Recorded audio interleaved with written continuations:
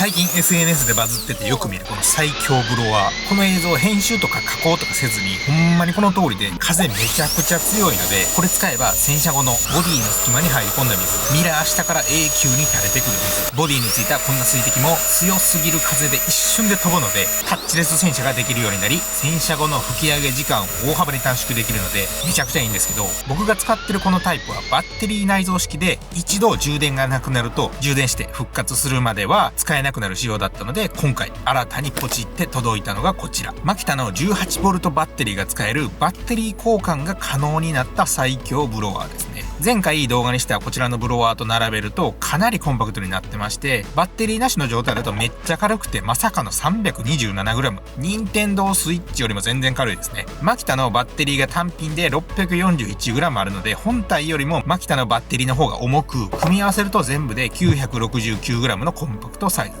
このブロワー自体は半年ぐらい前からよく SNS で見かけるものなんですが、実際どれぐらい風が強いか早速水滴飛ばしてみたいと思います。まずはじめに洗車後にタオルで拭き上げると一生時間がかかるグリルのところ、ここで実際に使ってみます。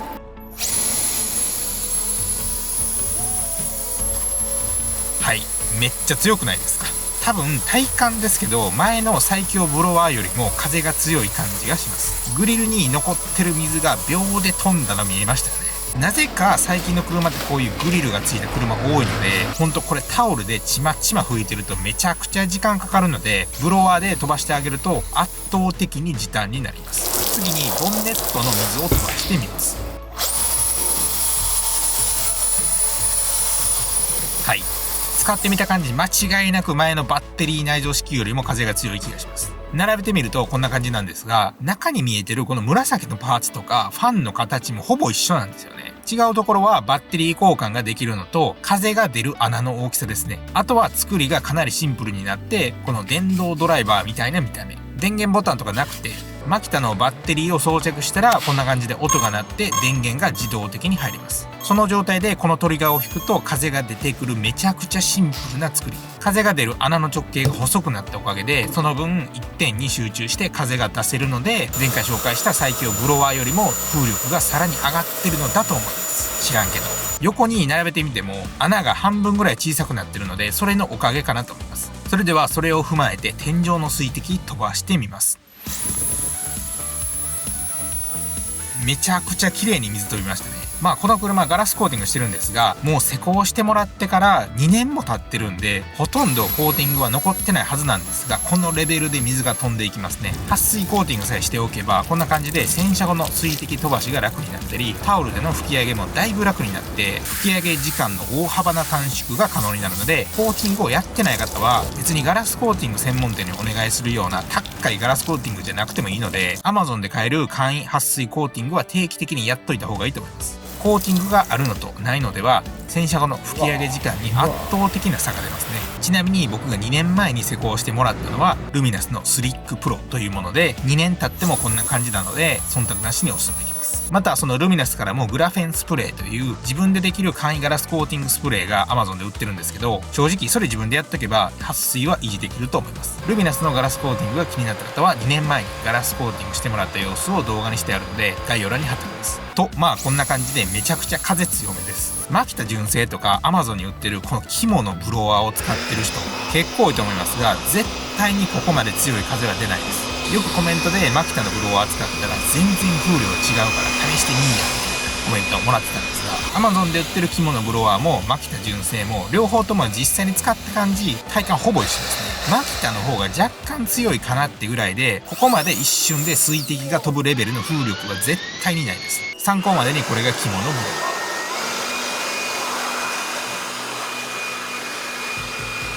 これがマキタ。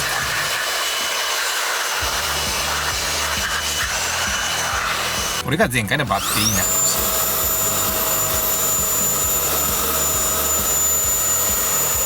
た。そして今回のブロ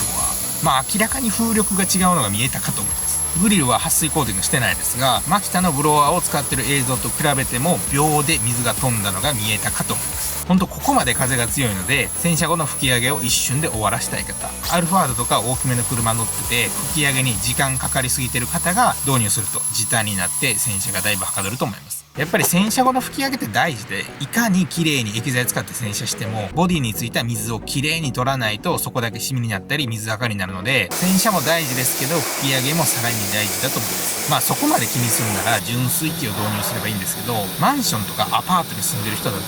家の前で洗車ができないですし、純水が使える洗車場ってなかなかないので、純水器導入は正直難しいですよね。なのでこういった持ち運べるコンパクトなブロワーがあれば、洗車後にサクッとブロワーで水飛ばせて拭き上げ時間を大幅に短縮できるので、持ち運びできるブロワーは1本持っておくべきですね。コードレスタイプのメリットは、電源のコードがタイヤに引っかかることや、コードがボディに当たって傷が入ることもなく、充電さえあればどこでも作業できるのがコードレスのメリットですね。洗車した後にタオルで完全に拭いたと思っても、なぜかミラー下とかボディの隙間から絶対に水が垂れてくるので、強めの風で飛ばしてあげてください。ここまで強い風が出るのでバッテリー持ちが気になると思うんですけど、一応マキタのバッテリーの後ろに電池残量が見える窓があるので、あとどれくらい使えるか見えるようになってます。何回か使ってみた感じ、スイフトぐらいのコンパクトカーなら1台丸ごといけるかなって感じですね。ただ最後の方はちょっと怪しかったです。僕が買ったバッテリーはマキタの 18V3A でギリギリ1台いけるかなって感じ。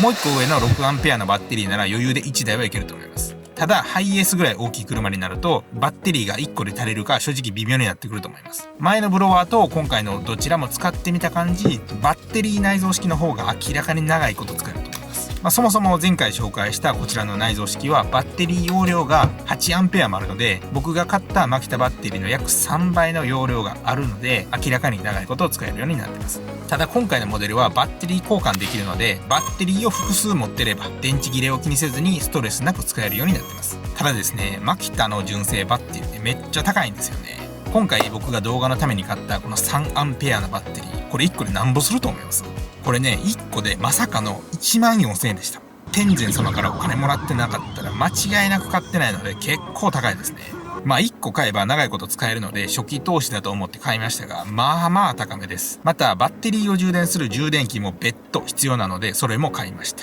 これがマキタの充電器なんですが、これも13,000円とかしたので、マキタが使える環境にするのに約27,000円の初期投資が必要なので、ちょっとそこがしんどいところですよね。そのせいで全部揃えると、前回のバッテリー内蔵式と比べても値段は余裕で高くなっちゃいますね。ただ値段が高い分、その分風量も強くないと全くもって買う意味ないので、今からこの手元にあるブロワー全部と比較して気になる音量や風量など、実際どれくらいなのか数字でお見せしたいと思います。まずは小型ブロワー。これが肝。これが最強ブロワーの初期モデル。これが改良版。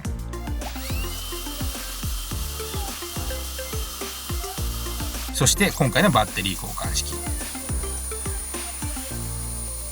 今まで使ってたのと比べると音量は116デシベルなので、音の大きさは同じくらいで普通にうるさいですね。ダイソンの掃除機と同じような音がします。風速に関してはまさかの191キロだったので、前回の最強ブロワーよりも風速はさらに上がりましたね。これは穴がシンプルに半分ぐらい小さくなったからだと思います。こう全部比較してみると、現状はアリエクで買えるブロワーが強すぎますね。多分このアリエクブロワー3種類に勝てるのはマキタのエンジン式のブロワーか、ラピュタの大砲ぐらい大きいブロワーぐらいな気がしますね。電動ドライバーぐらいの大きさでここまでの風量は国産ブロワーだとまだ売ってないと思いますね。ただ今見たようにかなり風が強いので、もし回転するファンに指挟んだら間違いなく切れると思うので、そこだけ絶対に気をつけてください。ブロワーの後ろにこんな感じで網があって、自分から頑張って指を突っ込まない限り絶対に入らないですし、普通に握って使う分には指が入ることはない構造してますが、一応気をつけた方がいいですね。この後ろのところから空気を吸うので、冬場だとパーカーの紐が吸い込まれて中のファンが割れたとかあるそうなので、紐がついた服着てるときは使うのをやめた方が安全かなと思います。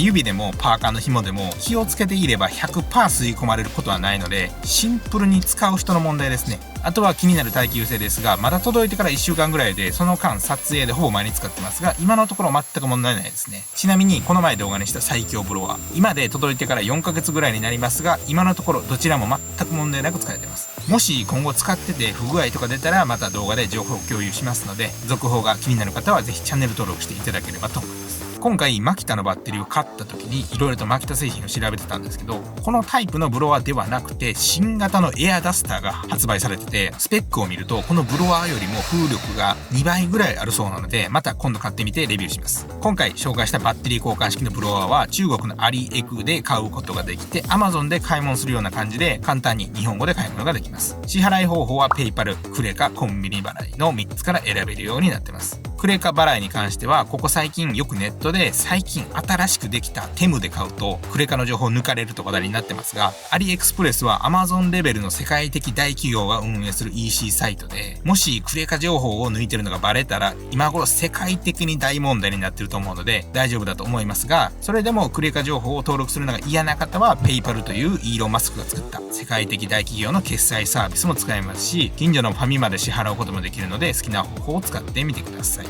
もし届いたものに初期不良があればアリエクスプレスが対応してくれるので、そこは世界一の EC サイトなので大丈夫だと思います。ただし中国からの発送になるので Amazon みたいに翌日に届くとかはないので、買ってから届くまで普通に時間かかります。 2,3 週間ぐらいはかかる可能性あるのですぐに届かないと思った方がいいですね。これまでの話をまとめると、アリエクで買えるマキタバッテリーが使えるバッテリー交換式の最強ブロワー、大きさは電動ドライバーぐらいの大きさで、電源スイッチとか何もついてなくて、バッテリーを装着すると電源が入り、トリガーを引くと風が出る超シンプルな作り。マキタの 3A のバッテリーだとコンパクトか1台分ぐらいの水飛ばせる感じ。それ以上になるとバッテリー持たないので 6A のバッテリーを買うか、もう1個バッテリーが欲しくなるやつ。充電器はついてこないので別で買う必要があって、全部揃えるとまあまあな金額になる分、こちらのバッテリー内蔵型のよりもさらに風が強力になってるブロワーですね。こちらの内蔵式だと充電器もついてくるし USB-C でも充電できるので、使い勝手とコスパで考えると内蔵式の方が正直いいと思いますが、すでにマキタバッテリーを持ってる方やバッテリーの経年劣化を考える方は交換式にすると電池切れを気にする必要がないので快適に作業できるかなと思います。どちらにせよ風は間違いなく強いので、洗車から普段の掃除まで大活躍する最強ブロワーですね。